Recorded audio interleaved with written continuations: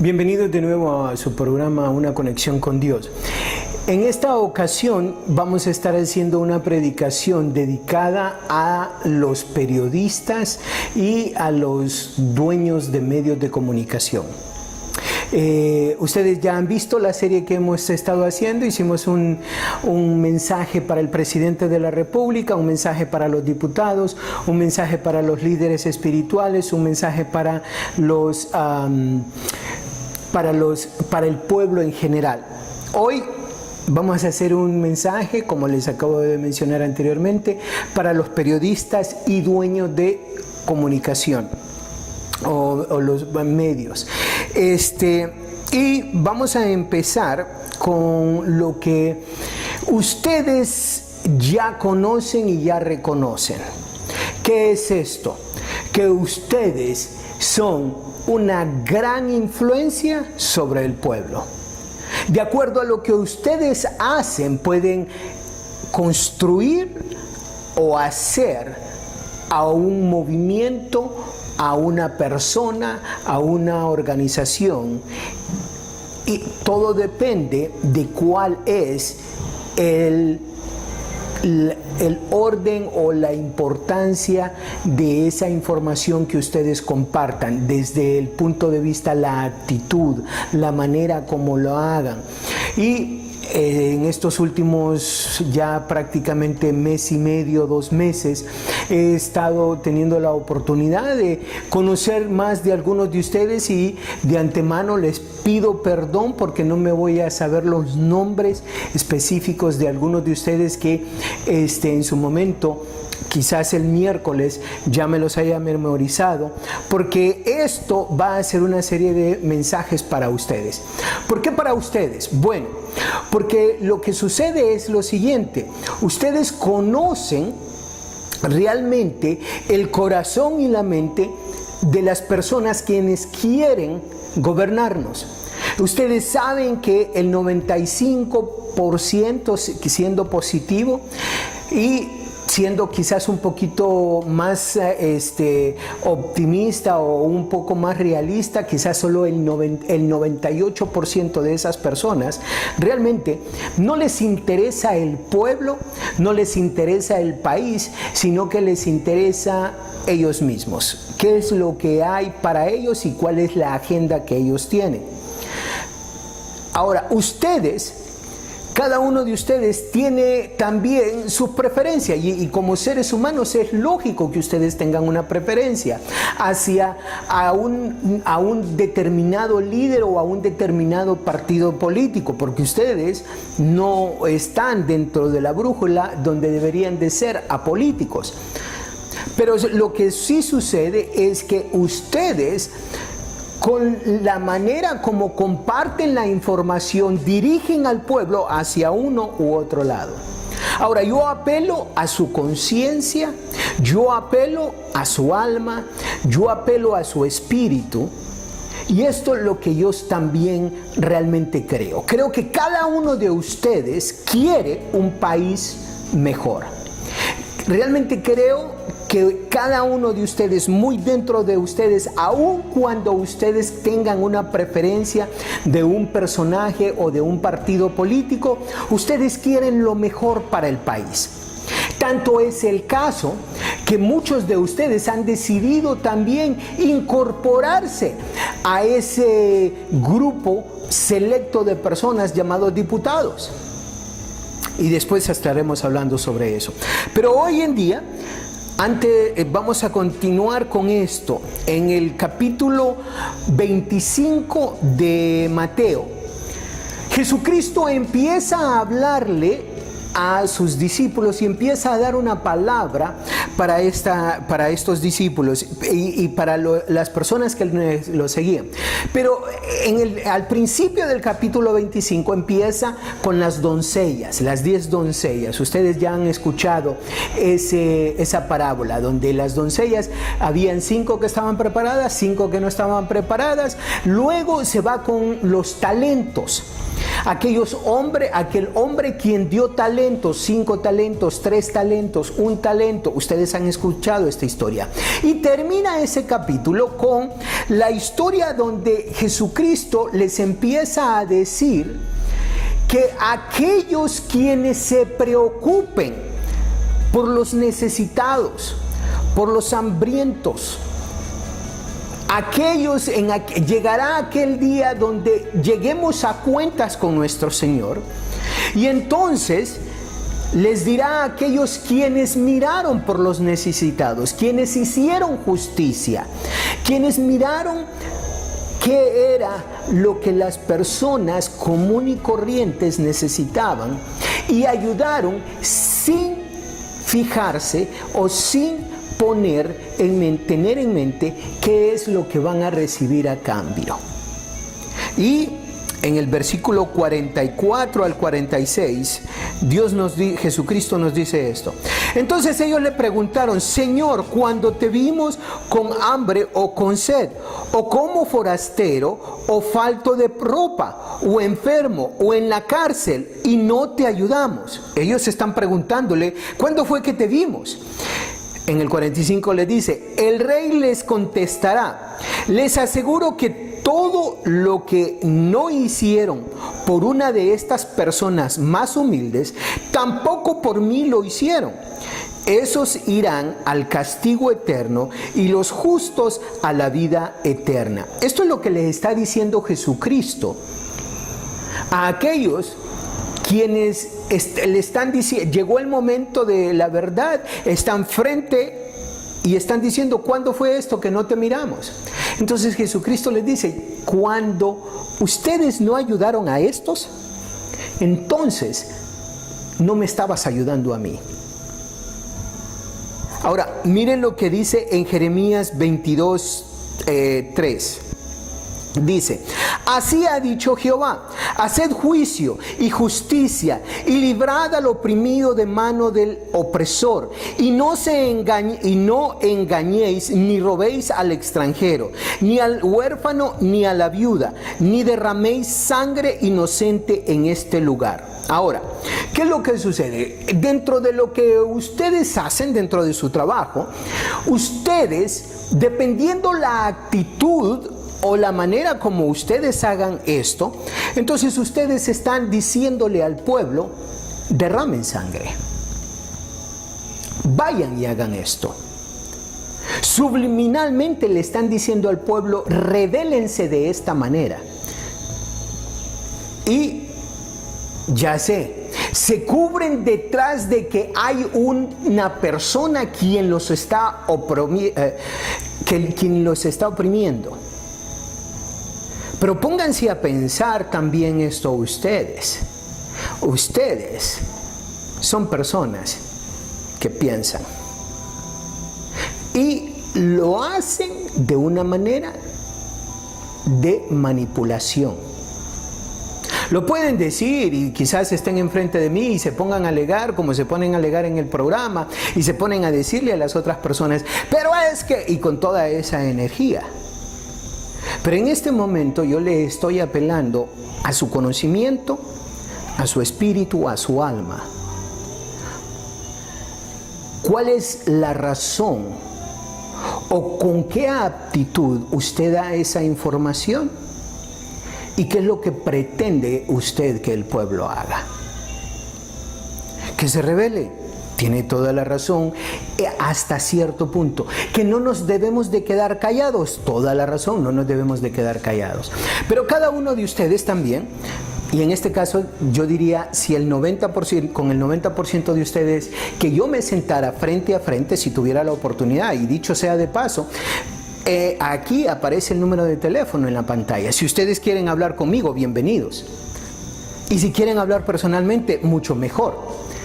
Para que podamos unir fuerzas y hacer lo que es correcto. No lo que me conviene a mí o lo que le conviene a otro personaje, sino lo que le conviene al pueblo. ¿Y por qué este mensaje? Ustedes dicen, como los otros líderes, como los diputados, como el presidente, como todo el mundo, que están en pos del pueblo. Entonces, déjenme les hago esta pregunta. ¿Ustedes realmente creen que el pueblo pueda hacer un cambio y esté listo para hacer un cambio? Yo creo que sí. Yo creo que incluso los diputados y el mismo líder, el mismo presidente, está listo para hacer un cambio. Muy dentro de ellos saben que se necesita hacer un cambio, pero lo que sucede es que están tan comprometidos con tantas cosas que necesitan que ustedes y nosotros les ayudemos a salir de esos compromisos, a que el pueblo diga: nosotros queremos algo diferente. ¿Y cómo podemos hacer esto? ¿Cómo podemos ayudar a estas personas, a este rey y a este prestigiado nobleza, perdón, no rey, al presidente? Se me olvidaba, no estamos en tiempos de reinado, ¿verdad? Es al presidente. Y sí, es cierto, el rey tenía nobles, o la nobleza, que en este caso, ¿cuál es la diferencia entre los diputados y los nobles? Tenemos en la historia tantas cosas, tantas veces que hemos visto que estos prestigiados nobles venían y negociaban. ¿Para quién? ¿Para el pueblo? Nunca. Para ellos mismos. Pero siempre había dentro del pueblo y dentro de esos nobles personas que sí querían lo bueno. Ahora, la historia nos pone a nosotros en una situación, en una circunstancia, donde nosotros podemos decidir hacia dónde vamos con el país. Ustedes son sacerdotes, aquellos quienes han creído en Jesucristo, que por lo que ustedes dicen en las noticias o dicen en la televisión, 90-95% de ustedes profesa que Jesucristo, que Dios, que ustedes creen en Jehová, que ustedes creen que Jesucristo los salvó. Entonces, como tales, ustedes son sacerdotes. Y como tales, ustedes no necesitan de un pastor, de un líder espiritual, para poner al pueblo de rodillas. Ustedes lo pueden hacer. Pero la pregunta es, ¿están enfocados también ustedes en sus intereses? ¿Están preocupados por cuánto dinero se va a perder en tener una hora de oración a nivel nacional? ¿Se pueden ustedes poner de acuerdo entre los medios de comunicación y dar una hora en la mañana? ¿Qué les parece a las 6 de la mañana? De las 6 a las 7 de la mañana. En su canal, no poner otra cosa que no sea oración a Dios. Con dos cosas. Uno, pidiendo perdón. Y lo otro, pidiendo lo que Él se manifieste. Ahora, de las 6 a las 7 de la mañana.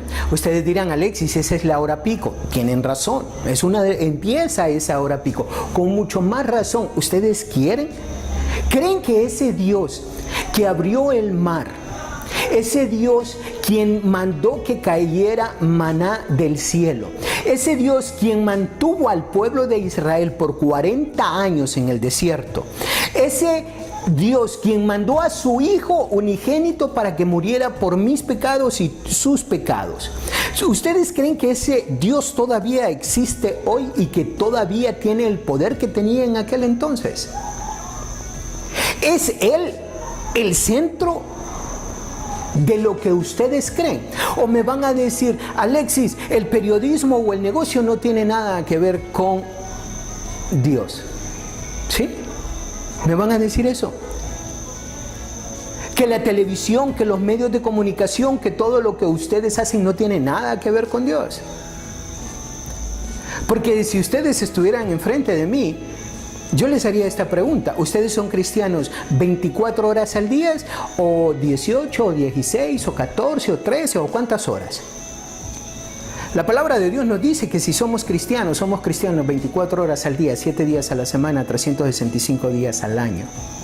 Entonces, ¿cuándo son cristianos ustedes? Cuando están en la televisión no son cristianos. Cuando están haciendo negocios no son cristianos. Les invito a que mediten en esto. de 6 de la mañana a 7 de la mañana por una semana, del 15 de enero al 22 de enero. Y en la tarde, de 7 de la noche a 8 de la noche. ¿Realmente confían en Dios? ¿Realmente creen que ese Dios que partió el mar puede venir y manifestarse? Yo creo que sí. La pregunta, ¿ustedes lo creen? Miren lo que llegaría a suceder. Este sería un ejemplo de lo que pudiéramos lograr al poner al pueblo de rodillas ante Dios. A continuación, miren el video. Daniel, debo ser el único español que en los últimos meses viene a Suiza y no se trae un maletín con dinero. Porque ¿sabes qué está pasando eso? Que de España sale dinero que a veces acaba aquí en Suiza. ¿Te has enterado? Pues sí, es una cosa que se está dando. Y que aquí no le hacéis ningún asco a eso, ¿eh? También te lo digo. Pues desde luego que no. Y no solo vienen con maletines, hay gente que viene con maletas, hay gente que está emigrando ahora como se emigraba en los años 60 y hay muchos españoles que están viniendo ahora a vivir a Suiza. Yo no he venido a Suiza para hablar de eso, yo he venido para intentar comparar dos sistemas políticos, el español y el suizo, que se basan en lo mismo, en la democracia, pero se aplican de maneras diferentes. Tú aquí en Suiza te dedicas a la política. Sí, vamos, me presento ahora para las elecciones al Parlamento Cantonal, que es el equivalente a una comunidad autónoma y por tanto debo de ser político, sí. Debo de ser político, ¿qué quiere decir eso? A ver, es que en Suiza es un poco complicado definir qué es un político porque la política aquí es un hobby. ¿Cómo un hobby? Pues sí, son aficionados, no es una profesión. Pero aquí no hay gente que se gane la vida con la política, que tenga un sueldo de político y con eso ya pueda vivir. No, solamente los ministros. O sea, ¿solo los ministros? Sí, a nivel federal tenemos 7 ministros. En total, ¿cuántos suizos se ganan la vida solo con la política? Pues alrededor de 150 ministros cantonales puede haber en todo el país y 7 ministros federales. Los demás lo ejercéis de forma amateur, combinándola con otro trabajo. Yo cuando ojalá algún día sea diputado en ese ayuntamiento que ves ahí en el fondo, seguiré trabajando en mi profesión y en mis empresas. ¿A ti te gustaría ser político profesional? La política en Suiza es una vocación, no es una profesión.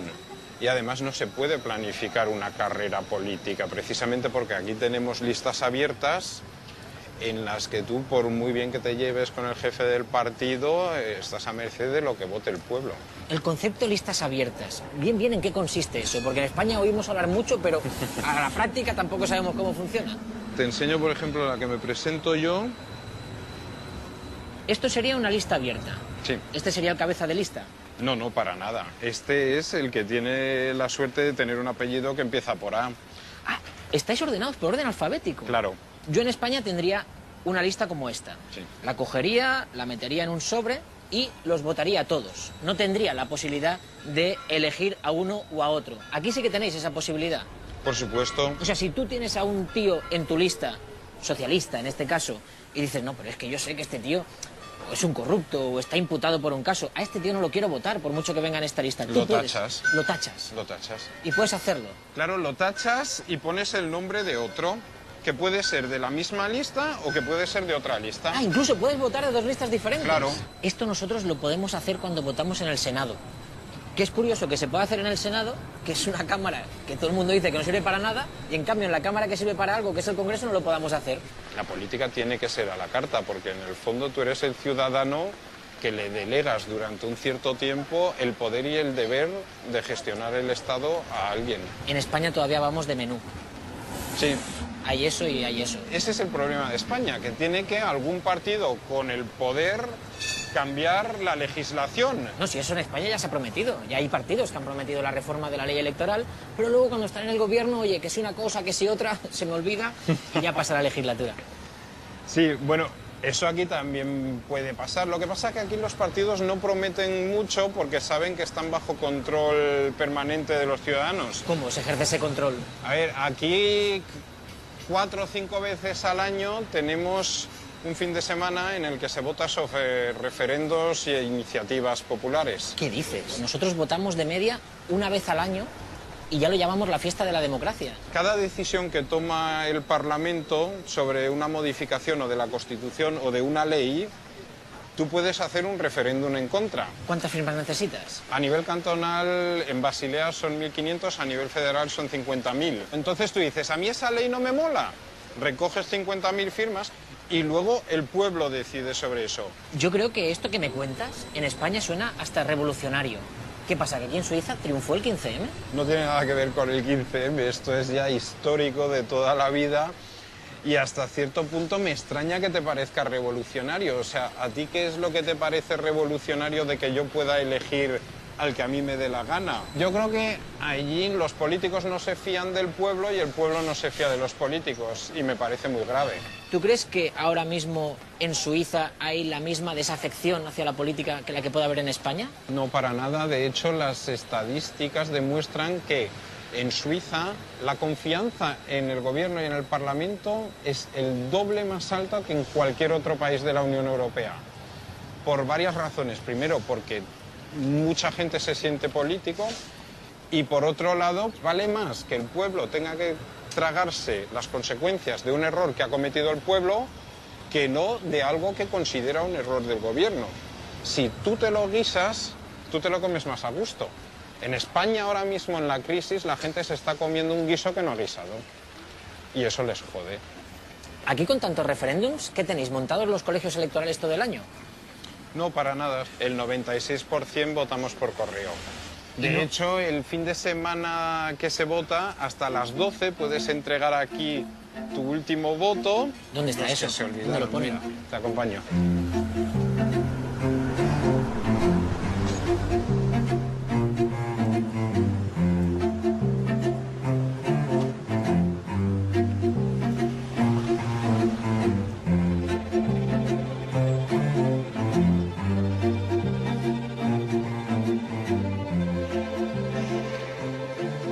Mira, ¿ves? Este es el buzón de última hora. ¿Aquí puedes votar? Sí, hasta el sábado a las 12 lo puedes introducir aquí. ¿Y el resultado que sale de un referéndum es vinculante? Hombre, por supuesto. Si no, ¿para qué lo íbamos a hacer? Solo con la amenaza del referéndum buscan siempre el compromiso. Se intenta, desde un principio, equilibrar la ley para que nadie haga un referéndum. O sea, un partido de izquierdas y uno de derechas poniéndose de acuerdo en algo. Sí, sí. A ver, por ejemplo... ¿Pero me lo estás diciendo en serio? Sí, muy en serio. No es tan grave, ¿eh? Esto no pasa en España desde la transición. Bueno, pasó el verano pasado para reformar la Constitución, pero eso fue porque lo pidió Angela Merkel. ¿Y votáis cosas muy raras en el referéndum? Mira, por ejemplo, hemos votado sobre la compra de los caza del Ejército del Aire suizo y la gente lo ha aprobado. Han dicho que sí. Han dicho que sí. Anda, mira los neutrales. Por ejemplo, a ver, somos neutrales, pero tenemos que defender nuestro cielo. No, claro, hombre, por supuesto. Por otro lado, hemos votado si se aumenta de 4 a 5 semanas las vacaciones pagadas y la gente lo ha rechazado. ¿Qué dices? Sois muy raros, ¿eh? Perdona que te diga. Pero, tío, que hemos subido por referéndum el IVA. ¿Ves cómo soy raro? Eso lo preguntas en España y sale que no seguro, vamos.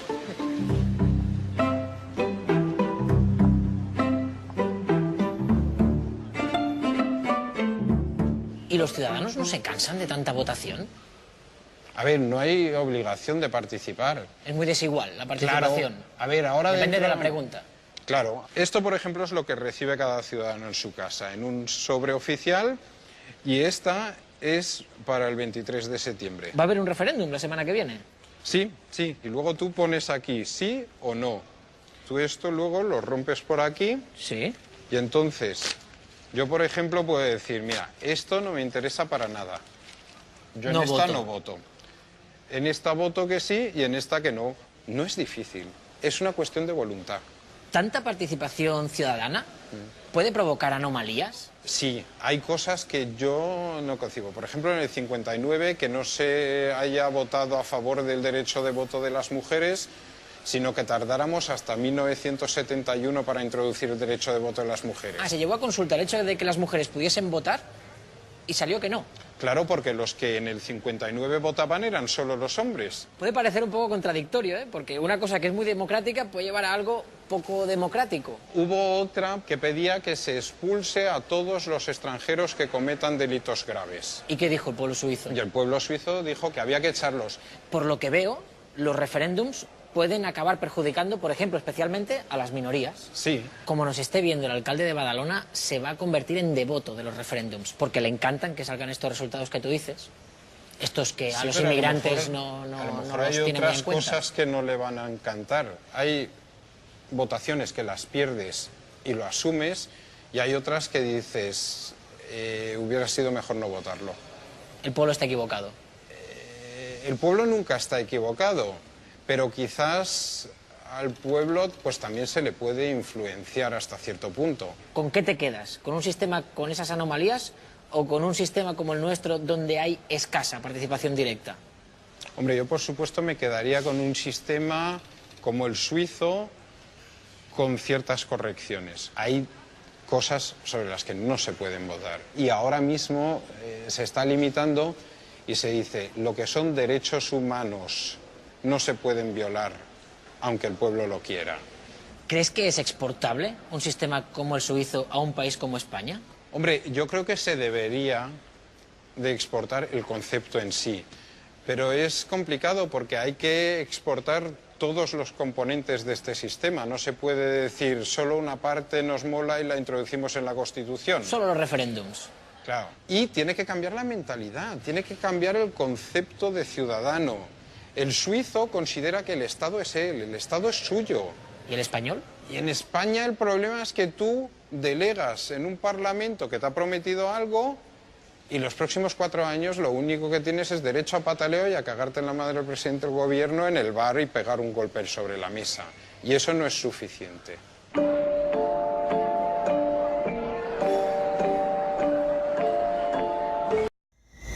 Ahora ustedes me dirán, Alexis, un gobierno como el gobierno de Suiza, ¿por qué no?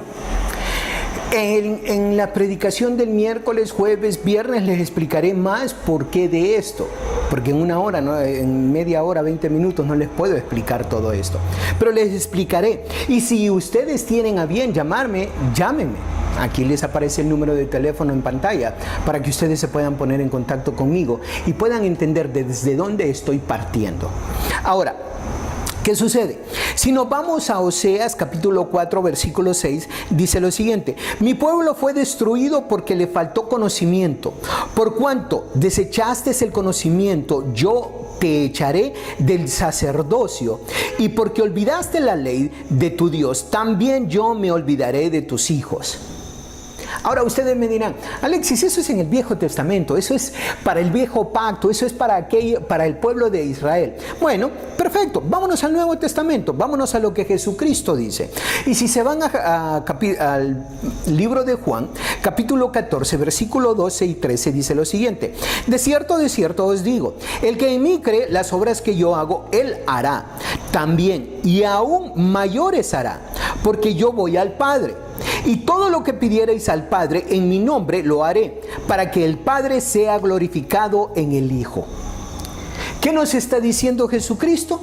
Que mayores cosas de las que Él hizo podemos hacer ustedes y yo y ustedes, o ustedes y yo. ¿Qué es lo que sucede? Jesucristo llamó al pueblo a buscar la presencia de Dios, a mirar que el cielo se manifestaba, que la gloria de Dios se manifestaba mientras Él estaba aquí. ¿Qué es lo que sucede? ¿Qué es lo que nosotros estamos diciéndole a Dios? Mantengan esto en mente. No es porque ustedes o yo o cualquier persona del pueblo lo merezca o sea digno. No se trata de eso. Se trata de que nosotros podemos hacer eso porque Jesucristo vino, murió por nosotros y eso nos hace dignos delante de los ojos de Dios. Como consecuencia, lógicamente, Dios espera, Jesucristo espera que nosotros vivamos una vida de acorde a lo que Él nos ha mandado. Pero nosotros podemos hacer un llamado al pueblo a poner al pueblo de rodillas hacia Dios, no hacia un hombre, hacia Dios, no hacia un partido político, hacia Dios, no hacia alguien que quiere poder, que quiere otra cosa. Este es mi reto. Enero 15. Vamos a estar en el canal de YouTube o en una conexión con Dios, o vamos a estar en Facebook en una conexión con Dios. Vamos a estar pasando esta información. Ahora, yo lo que les reto a ustedes, dueños de medios, porque muchos de ustedes que son periodistas son los dueños también de los medios. Por ejemplo, el señor Maldonado. Y yo lo veo en la televisión y él habla de Dios y habla que quiere a Dios. Y ojo, yo no estoy diciendo que no sea cierto. Creo que él es bastante sincero. Y creo que cada uno de ustedes están siendo bastante sinceros. Nada más que pienso que tienen que buscar sus motivos o cuál es la motivación detrás de ese llamamiento que hacen al pueblo. Sé de que hay hombres que realmente aman a Dios. Cuando yo los miro en televisión, cuando yo los miro hacer el llamado, creo que de verdad hay hombres que aman a Dios y confían en Dios. Y a esos, a ustedes les digo, pónganse de acuerdo. Vamos a poner al país. ¿Cuántos canales de televisión se pueden unir en oración de 6 a 7 de la mañana y de 7 a 8 de la noche? ¿Por qué ustedes? Y entiéndanme esto. No se trata que no se pueda orar en las iglesias. Se ha estado orando en las iglesias, pero por A o por B razón, los apóstoles, los sacerdotes, los pastores, los líderes espirituales, por A o por B razón, han llegado a la situación donde no pueden o no quieren o no creen, no sé cuál es verdaderamente la situación, pero no han llamado al pueblo en general a una sola cadena de oración. ¿Por qué? No sé. Esa es cuestión que ellos tendrán que responder en su momento y como lo hagan.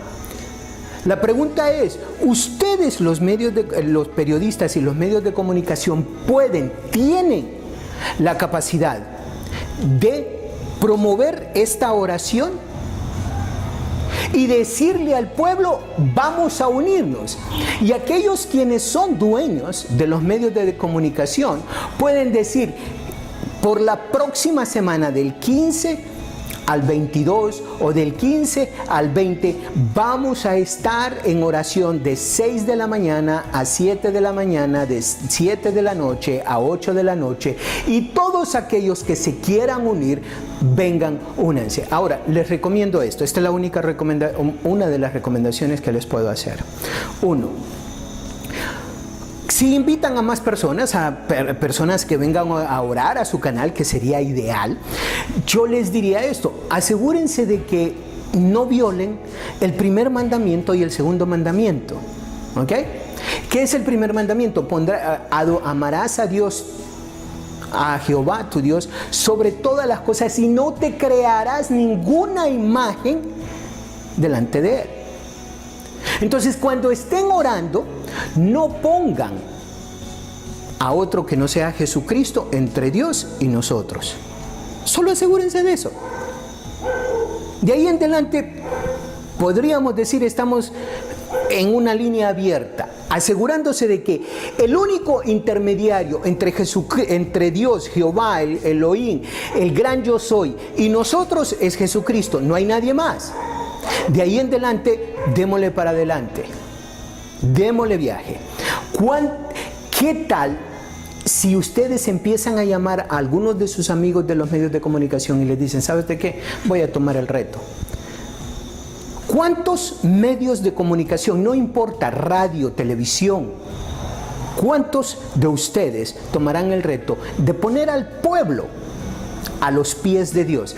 Si hoy día o si la próxima semana explotara una guerra civil. ¿Ustedes irían a cubrir eso? ¿Ustedes darían información sobre eso? Por supuesto que sí. ¿Qué dice? Esos son los medios. Si darían la información sobre eso, ¿no creen que sería más valioso, más importante poner al pueblo de Honduras a los pies de Dios, de rodillas, orándole y pidiéndole que nos haga el milagro? Dios lo puede hacer, Dios está listo. La pregunta es, ¿estamos listos nosotros? Recuerden, miércoles les doy miércoles, jueves, viernes les doy más información de por qué y cómo y lo que la historia nos muestra desde el inicio, desde que Dios nos hizo hasta hoy en día, el lugar privilegiado que estamos en Honduras hoy en día para hacer historia para Dios, para glorificar y honrar su nombre. Que Dios me les bendiga.